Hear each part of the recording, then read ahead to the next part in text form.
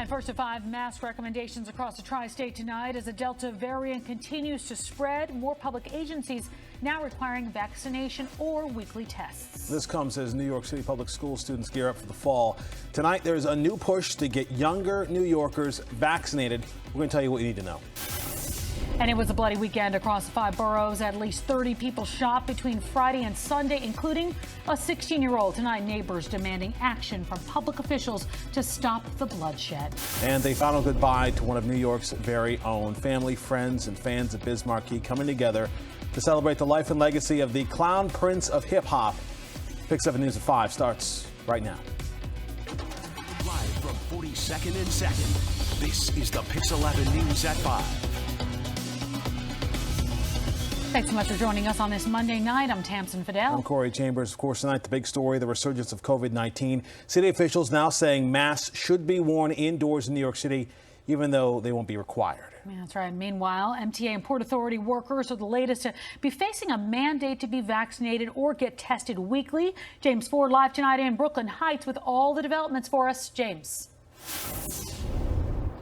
The developments are that as COVID numbers increase, so do these new measures to try and fight it. Behind me, you see a lot of buildings, right? That's a lot of indoor spaces. And yes, officially now the city recommending very strongly that people mask up inside those spaces.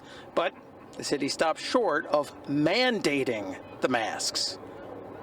The health commissioner made a formal announcement today about the city's new mask guidelines. I'm making a strong recommendation that everyone, regardless of vaccination status, wear a mask in public indoor settings. He said it was a clear reaction to the Delta variant being more contagious than the original strain of coronavirus and the fact that it can be transmitted in far larger quantities than the original, even by vaccinated people. But the administration stopped short of requiring indoor mask wearing. It was already required in places like medical facilities, nursing homes, and transit facilities like the Fulton Street Transit Hub. But we found over the course of 3 minutes at Fulton Street, 33 people were wearing masks as required, 9 were not. That's only 79% compliance. It sounds like you just didn't know. We didn't know. We're all vaccinated. A new variant. It's spreading, catching, doing all things that they weren't anticipated, so hey, you got to protect yourself. The mayor said the administration is emphasizing vaccinations, and that's why he announced this new policy. Every single new person hired by the city of New York, before they report to work, they must provide proof of vaccination. Vaccination is being either required or urged, as Governor Andrew Cuomo said on Monday. You either have to get a vaccine or a weekly test. Today, the MTA, Port Authority, thank you very much, are adopting that policy starting Labor Day. And the union representing many MTA workers says it supports vaccinations and issued this statement which says we will continue to urge members to get the shot and will work with the MTA to ensure testing options are widely available at work sites. The governor also saying that if COVID numbers continue to increase, he feels that nursing home employees and teachers and other workers should be required to be vaccinated or take a weekly test. We'll talk more about that and hear from a doctor who says this is all getting too politicized, yet she feels that the options being taken are the right ones. That's all coming up at 6 o'clock. Right now, reporting live from Brooklyn Heights, right along the waterfront, I'm James Ford, PIX11 News. All right, James, thank you so much. Well, as the city looks ahead to the start of the new school year, Mayor de Blasio pushing for more vaccinations among young New Yorkers. Yeah, today he announced the launch of a $1.3 million back-to-school vaccination campaign. It will include mobile vaccination sites at places like back-to-school shopping locations and preseason sports practices. We are bringing easily accessible vaccines to our eligible young people. Speaking as a parent, nothing is more important to me than the health and safety of my children. And I know all New York City parents share this feeling, which is why we are partnering with parents to get our young people vaccinated. All right, today Mayor de Blasio also shared that more than 200,000 of the city's young people in the 12 to 17 age range have been vaccinated already, and he's expecting that number to increase in the coming weeks. Well, the city is also expanding its vaccination effort to reach more homeless people. It comes at the same time the city's pushing to get homeless New Yorkers off the streets and into shelters. New York Times reports that move defies CDC's recommendations against moving homeless people anywhere except individual housing. When asked today about that, Mayor de Blasio said their focus is to protect the homeless. The CDC is recommending that residents of any county where there is a substantial or high transmission of the COVID virus wear masks when it comes to being indoors. In New Jersey, that's 20 of 21 counties. Warren County is not the only area not in that category. Transmission of the virus there is moderate. This recommendation goes for unvaccinated and also for vaccinated people. A similar story in Connecticut. Health officials there are coming up with new guidance because of substantial transmission of COVID in the state. They're strongly recommending that everyone above the age of 2 wear masks indoors, regardless of their vaccination status. 7 of the state's 8 counties have substantial transmission of the virus, which is more than 50 COVID cases per 100,000 residents over 7 days. Pfizer, meanwhile, warning its vaccine may not protect you as long as it once thought. A study conducted by the company shows the vaccine drops to 84% effectiveness 4 months after the second dose. Also found the vaccine's effectiveness drops by 6% every 2 months. The good news is that the study found the vaccine is still 97% effective against severe illness for at least 6 months. Pfizer is currently pushing for a third COVID shot to boost protection from the emerging variants. Remember, you can get all the latest on this pandemic anytime on our website, PIX11.com/coronavirus is the place. Now let's talk about something in the good news category tonight, right? I was outside for a few hours. I did not want to come in. 78 degrees out there. Hi, Mr. G. Yeah, let's enjoy it, man. It's clear, it's nice, it's cool. I'm very comfortable out there. It's good late afternoon, everybody. 78, 80 degrees tonight. Slip 78 up to the north. Humidity is very dry, 45%. The flow of air is nice. It's dry. It's coming right out of the Appalachians, right down the Hudson. And what you see is what you're going to get for tonight. It's a good-looking night. Temps will be a little bit on the slide. Double blanket north and west, very comfortable at 64. That's your 6 a.m. temperature.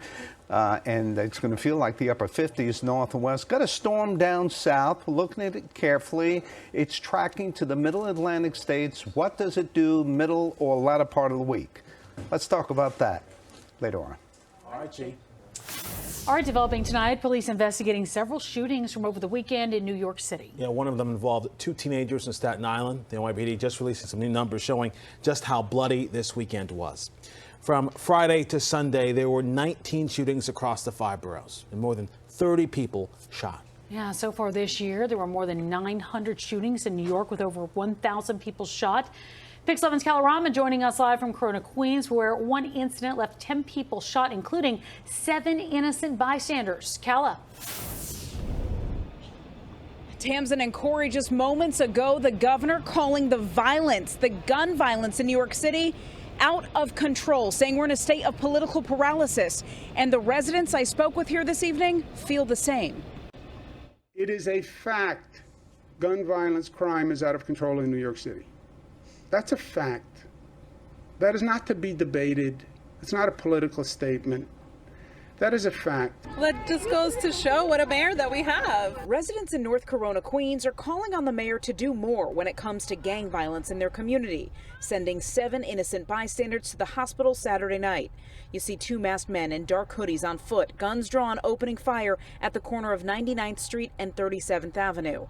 The victims range in age from 19 to 72 years old. While 10 people were shot, there were only 3 intended targets who were Trinitarios gang members. 2 more masked men on motorbikes are used as the getaway for gunmen.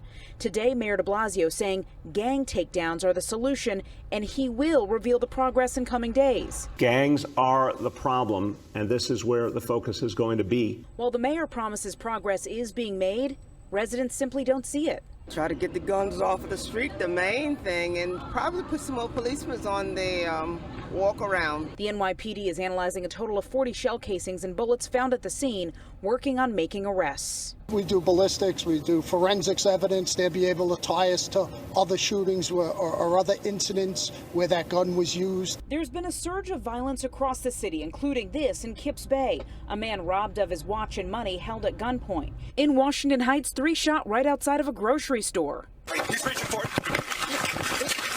He's reaching for it. In the Bronx, an NYPD lieutenant caught in a struggle for his own gun with a suspect and ended up shot in the ankle. We keep hearing gang takedown is the answer, but we're not hearing real solutions on how to do that. Both the mayor and the governor now have both backed Eric Adams for mayor of this city because they say he has a concrete plan of how to do that. More on that at 6. We're live in North Corona, Queens. Calorama, PIX11 News. Calla, thank you so much. Well, Westchester lawmakers say their county has seen a drop in major crimes in just the past few years. Yeah, County Executive George Latimer held a news conference today and credited police departments for keeping streets safer. Lawmakers say there's been an 11% decrease in index crime since 2017 in Westchester. Index crimes represent a total of 7 major categories of crime, ranging from robbery to motor vehicle thefts. Statistics are not made-up numbers. These are numbers that come from the New York State and the Westchester County systems of crime reporting, which we must do by law, and those reports must be accurate. If we submit an erroneous report, we're committing a crime. Latimer also said the decrease in crime is due to a more proactive approach to prevent crime by county and local police departments, as well as collaborative policing strategies. Family, friends, and fans of rapper Biz Markie got to say their final goodbyes today to the hip-hop legend. His funeral service was held earlier today in Patchogue. The rapper, whose real name is Marcel Theo Hall, died July 16th. Born in Harlem, he was 57 years old. The cause of his death has not been released. Coming up, though, at 5:30, we are going to hear from his family. All right, construction on a controversial outdoor dining structure has been stopped by the city. Yeah, it comes after one East Village restaurant had started building a second floor on one of their structures. It led residents in the neighborhood to call for more supervision from the city. The second story sounded, it kind of sounded unsafe to me, was my first reaction. Theoretically, it's cool, but at this point, it's like they're building another restaurant, you know? Also, as someone who works in the food service industry, as like a waiter, I was like, would you have to climb up a ladder carrying the, you know what I mean? I do know what you mean. Yeah. Theoretically. All right, well, the Department of Transportation, which regulates the open restaurants program, has released a statement saying 2-story structures are not allowed. A DOT spokesperson who says, quote, while we celebrate open restaurants, dangerous structures on our streets are unacceptable. DOT will require any unsafe structures to be removed immediately. A ribbon cutting in the Bronx over the weekend to introduce the new and improved Echo Park. The mayor and Congressman Richie Torres there to celebrate almost $5 million in a facelift. Yeah, the park in Tremont now has upgraded basketball and athletic courts, along with new play equipment and spray showers. There's better lighting for safety and improved water service and drainage. The seating areas have also been upgraded. It's a new green space for Bronx residents. Looks good, right? Yeah. All right, when we come back tonight, the latest from Tokyo, the big-name athlete who is competing again after a break for mental health. Yeah, but first, the push to keep the eviction moratorium going amid this changed lapse of it. How it's pitted Democrats against the Biden administration. Plus, the infrastructure debate rages on Capitol Hill, where both sides stand. We're going to be right back. You're watching the PIX11 News at 5 with Tamsin Fidel, Corey Chambers, and Mr. G with your weapon. We're New York's very own